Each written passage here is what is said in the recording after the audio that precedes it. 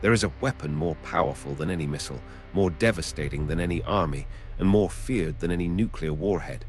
And most people have never even heard of it. It is not stored in a silo. It is not aimed at a city. It is a messaging system, a network of codes and numbers that moves $11 trillion every single day. Cut a nation off from this system, and you starve it without firing a single shot. That is SWIFT, the Society for Worldwide Interbank Financial Telecommunication. Sounds boring, right? That is by design, because the most dangerous weapons are always the ones you do not see. When the West disconnected Russia from SWIFT in 2022, it was the financial equivalent of a naval blockade. No tanks, no troops, no bombs, just a flip of a switch, and suddenly an entire nation could not pay for imports, could not receive payments for exports, could not function in the global economy. SWIFT is the weapon. Today, we are going to expose how a system built in the basement of a Belgian cooperative became the most powerful non-military weapon on Earth.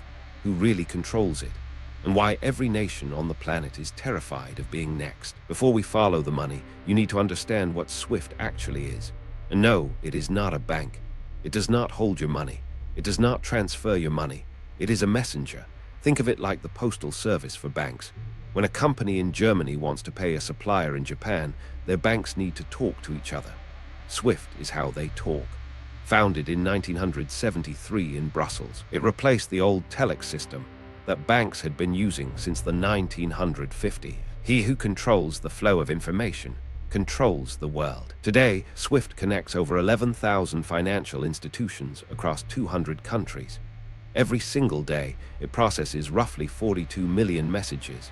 Each message represents money moving from one place to another. Trade deals, government payments, corporate transactions. Without SWIFT, the modern global economy simply cannot function. It is the circulatory system of international finance. And like any circulatory system, if you cut off the blood supply to an organ, that organ dies. The question is, who holds the scalpel? Because that changes everything. SWIFT is technically a cooperative, headquartered in La Hulpe, Belgium, governed by a board of directors from major banks around the world. On paper, it is neutral. On paper, it serves everyone equally. But paper lies. Reality is that SWIFT operates under Belgian law and is overseen by the National Bank of Belgium in cooperation with the G10 central banks. And who dominates the G10? The United States, the United Kingdom, and Western Europe. After September 11, 2001, the US Treasury Department gained access to SWIFT data through a classified program called the Terrorist Finance Tracking Program. They did not ask permission.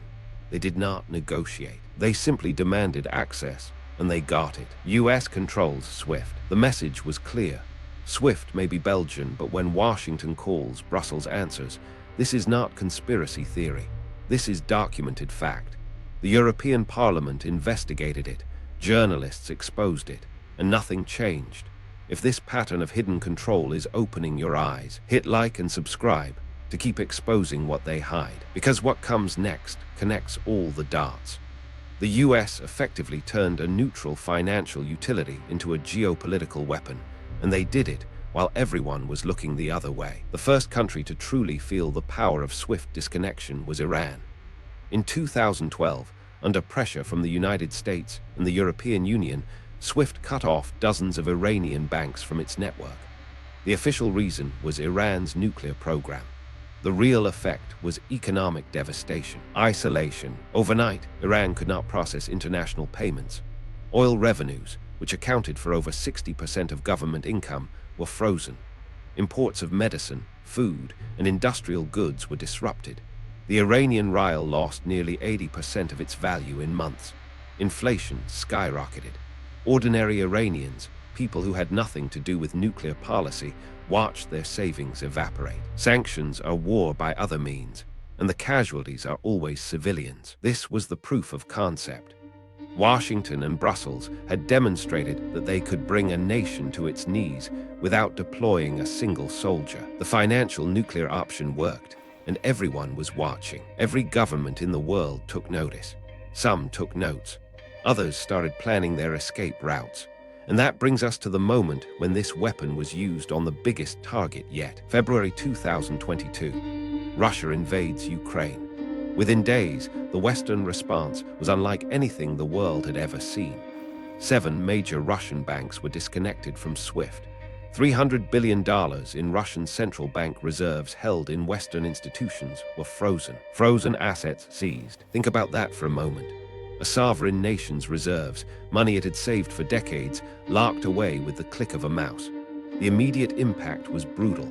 The ruble crashed 40% in days. Russian companies could not pay foreign suppliers. Foreign companies could not pay Russian partners. The Moscow Stock Exchange shut down for weeks. An entire economy went dark in 72 hours. But here is where it gets interesting. Russia did not collapse. It adapted. Moscow had been preparing for this scenario since Crimea in 2014. They had built their own messaging system called SBFS. They had reduced dollar holdings. They had stockpiled gold. Russia survived the financial nuclear strike, and that terrified the West, because if the weapon does not kill, it only makes the target stronger and more determined to build alternatives. And that is exactly what happened next. While the world watched Russia burn, China was taking notes with a pen in one hand and a calculator in the other. Beijing understood something that most Western analysts missed. If SWIFT can be weaponized against Russia today, it can be weaponized against China tomorrow. And so China accelerated development of CIPS, the cross-border interbank payment system. Launched in 2015, CIPS was initially seen as a backup.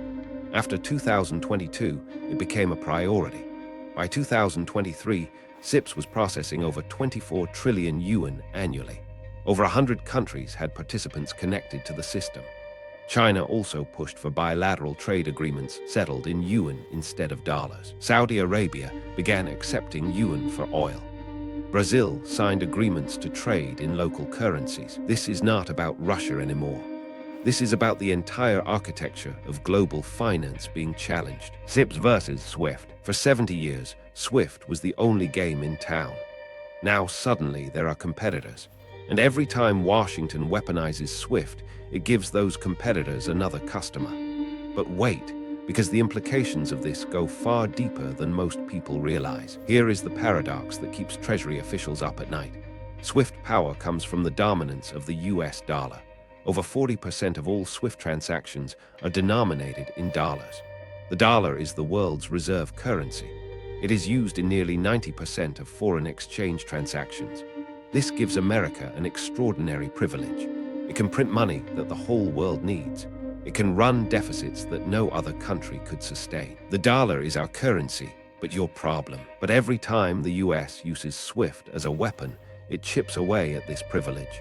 Countries start asking a dangerous question. Why should we depend on a system that can be used against us? 1. Russia built SBFS as a SWIFT alternative. 2. China expanded CIPS to over 100 countries. 3. India developed UPI for domestic payments. 4. BRICS nations discuss shared payment systems. Each disconnection, each sanction, each frozen account sends the same message to the world. The dollar system is not neutral. It is a tool of American foreign policy, and nations that understand this are quietly, methodically building exits. The question is whether this exodus reaches a tipping point. In August 2023, something happened that most Western media barely covered. The BRICS nations, Brazil, Russia, India, China, and South Africa, expanded their alliance. Saudi Arabia, Iran, the UAE, Egypt, and Ethiopia were invited to join. Expansion. This was not just a diplomatic gesture. It was a direct challenge to the Western-dominated financial order. The expanded BRICS represent over 40% of the world's population, over 35% of global GDP, and control a massive share of the world's energy resources. New global order rising. And what was their primary agenda? Building alternatives to SWIFT and the dollar system, a BRICS payment system, settlement in local currencies, gold-backed trade mechanisms. The nations that were excluded are now building their own table. This is not rebellion by weak states. This is rebellion by nations that collectively could reshape the global financial architecture. The irony is devastating. Every SWIFT disconnection was meant to isolate enemies. Instead, it united them.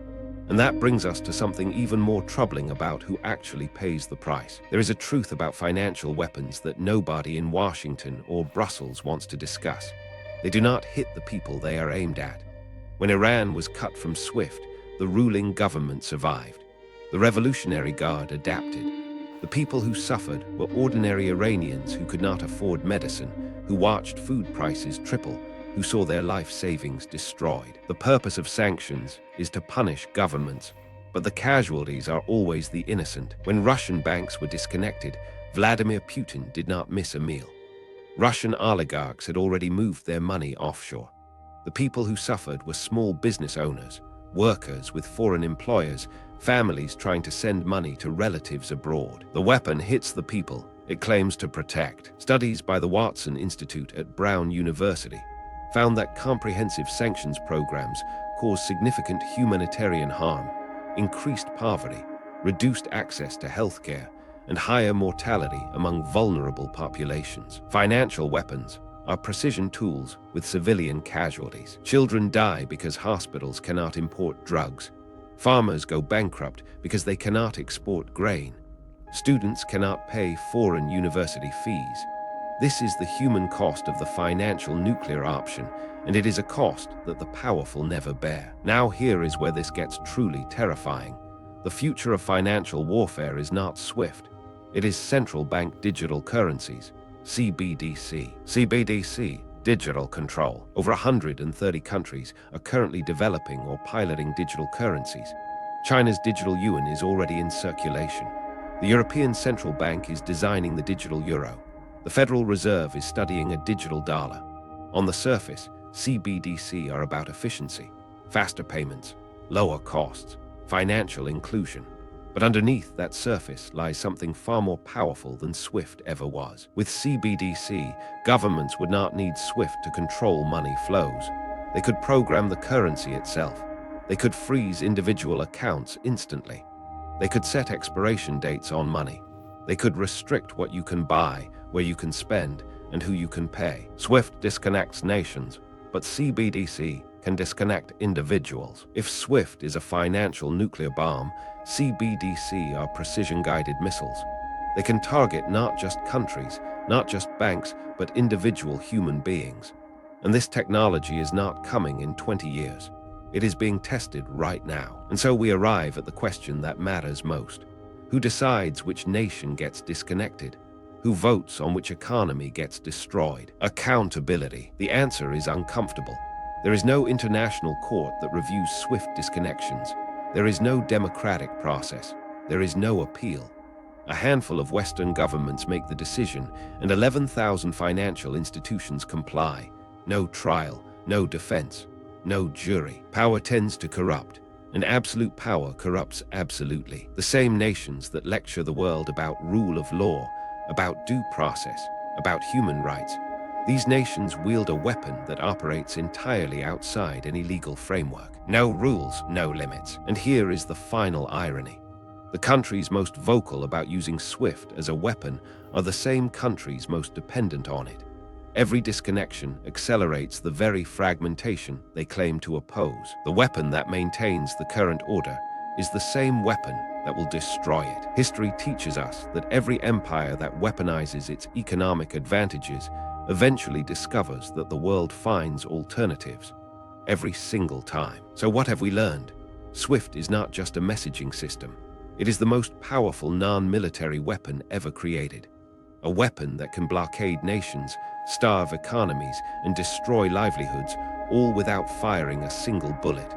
But here is what the powerful do not want you to understand. Weapons create resistance. Every time this weapon is used, the world fragments a little more. Every disconnection pushes nations toward alternatives.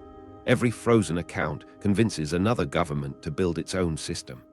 The financial architecture that has dominated the world since Bretton Woods is cracking, not because of some external threat, but because the architects themselves keep swinging sledgehammers at its foundation. Those who make peaceful revolution impossible will make violent revolution inevitable. The dollar's dominance, SWIFT monopoly, the West's financial hegemony, none of these are guaranteed to last forever.